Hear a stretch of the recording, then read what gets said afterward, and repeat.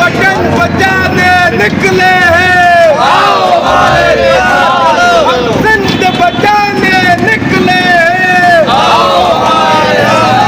सिंध जी बात न्यारी सोलह लोहार के, सिंध जी बात न्यारी सब्जी लोहार के, SSP लाड़काने से, SSP।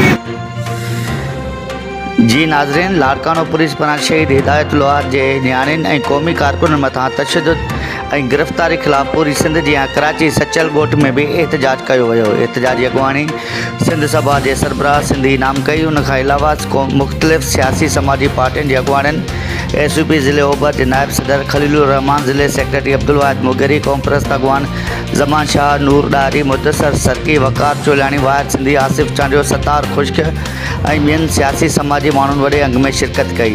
एहतजाज सचल G3 स्टॉप खां शुरू थियो। एहतजाज कंदड़नि पहिरें पंध हथनि में पॉम्फलेट ऐं क़ौमी परचम खणी हुकूमत ऐं सिंध पुलिस जे शर्मनाक रवैये ख़िलाफ़ सख़्त नारेबाज़ी कंदा हलंदा रहिया। एहतजाज कंदड़ विच बाज़ार खां थींदा चंपल सोसाइटी अॻियां मारूड़ा रोड विच ते धरणो हणी वेही रहिया। एहतजाज में शरीक अॻुवाननि मीडिया सां ॻाल्हाईंदे चयो त असांजो नियाणियूं ससी लोहार ऐं सोरठ लोहार पंहिंजे बेगुनाह पीउ जे क़त्ल में मुलविस कातिलनि जी गिरफ़्तारी ऐं केस दाख़िल करण लाइ पूरी सिंध में सरापा एहतजाज बणियल आहिनि।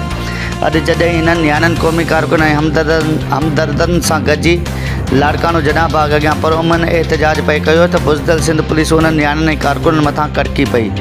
जीअं मज़लूम नियाणियुनि ऐं क़ौमी कारकुननि तोड़े हमदर्दनि मथां बेदर्दी सां लाठी चार्ज कयो। जी में अॻूणे सिंधी अदबी संघ जे सेक्रेटरी ताज जोयो, पुट सारंग जोयो, धीउ सुनी जोयो ऐं सवें एहतजाज कंदड़ सियासी कारकुन ऐं हमदर्द तोड़े शहरी सख़्त ज़ख़्मी थिया, जंहिंजी सख़्त लफ़्ज़नि में मज़बत कई। ससी सोरठ फौजिया सिंघार नुनारी ऐं उन्हनि सभिनी कारकुननि जी आज़ादी जो मुतालबो कयो।